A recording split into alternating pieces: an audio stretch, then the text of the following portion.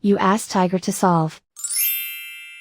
This deals with linear equations with one unknown.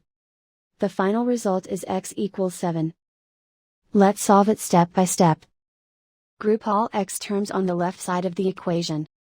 Subtract 4x from both sides. Simplify the arithmetic. Group like terms. Simplify the arithmetic. Isolate the x. Divide both sides by -7.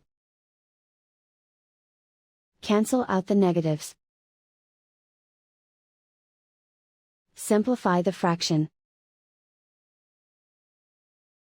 Cancel out the negatives. Find the greatest common factor of the numerator and denominator. Factor out and cancel the greatest common factor. And so the final result is x equals 7.